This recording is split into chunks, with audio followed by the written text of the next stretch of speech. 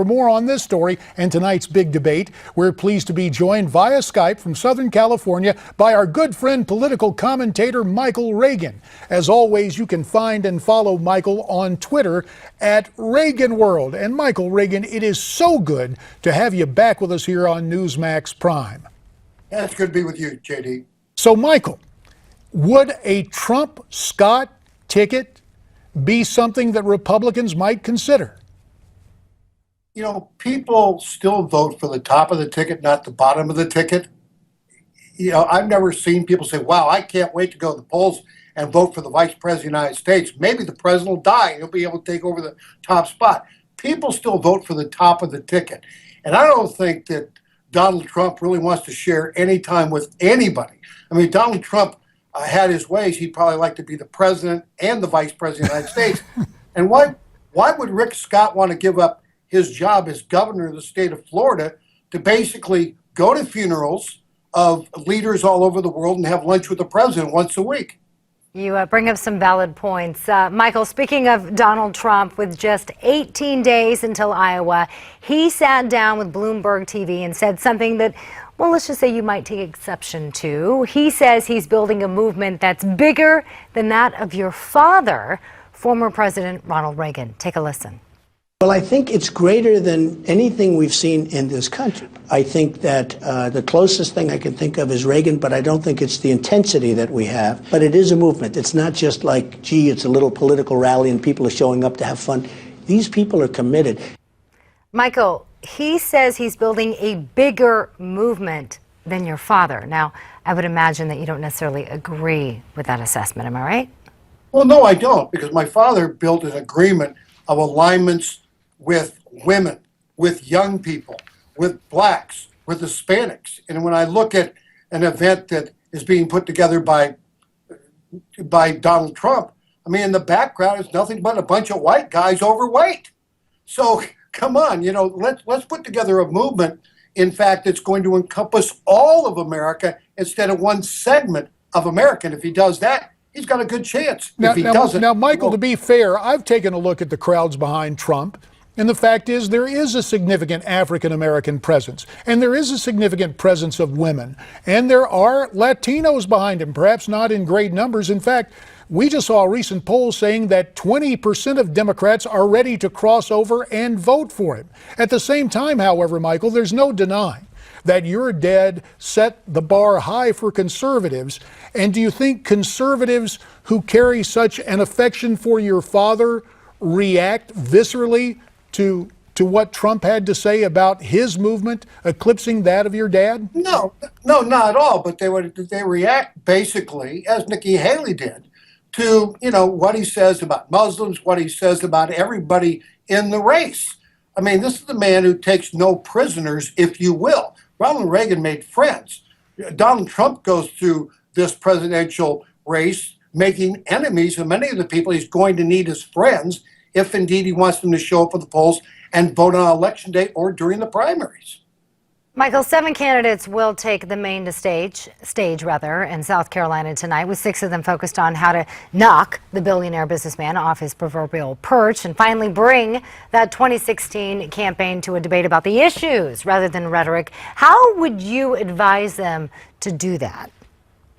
Well, they've got to have their moment. They've got to have their Donald Trump moment, if you will. They've got to have their Ronald Reagan moment, if they will, and really come away with it where people are talking about what, in fact, they want to do. They need that, I paid for this microphone, Mr. Bream or Green, you know, I plan to go forward. Nobody's had that moment except for Donald Trump in this whole campaign. So that's what they've got to bring to the table. Ted Cruz especially.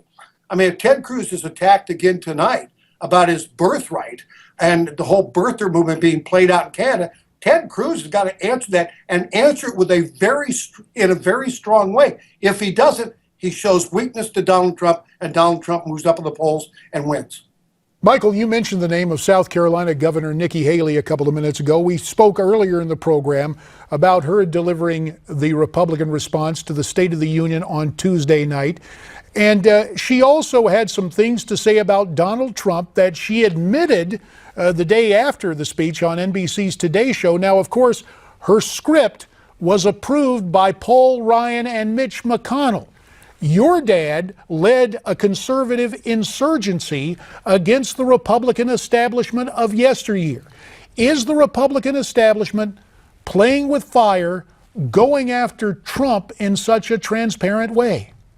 Well, they're playing with fire in some ways. You're absolutely right. I think the RNC is scared to death of Trump winning the nomination and changing the complete look and makeup of the Republican Party to be a very angry party, if you will, and pushing Hispanics and pushing other people to the sidelines. I think they're very worried about that because they need a strong coalition to win in November. They don't want to grab defeat from the jaws of victory against Hillary Clinton. I think that greatly concerns them. That's why you see Nikki Haley, or you see what you call the establishment Republicans making the moves and saying what they're saying. But let me tell you, I go out and speak all over the country.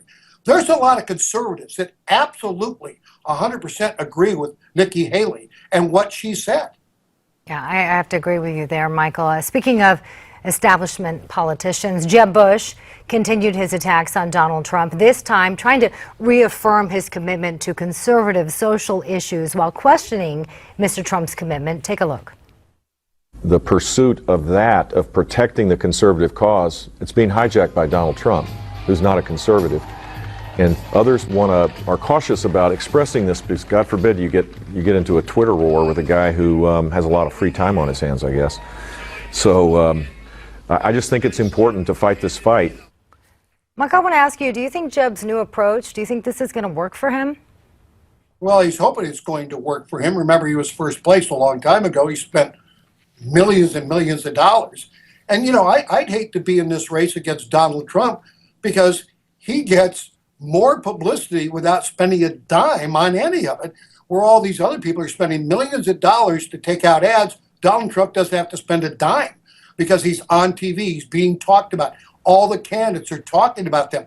What Jeb Bush needs to do is talk about himself, talk about what he wants to do, and put the marker down, if you will, and have everybody come to his side instead of always talking about Trump. All these people are talking about Trump.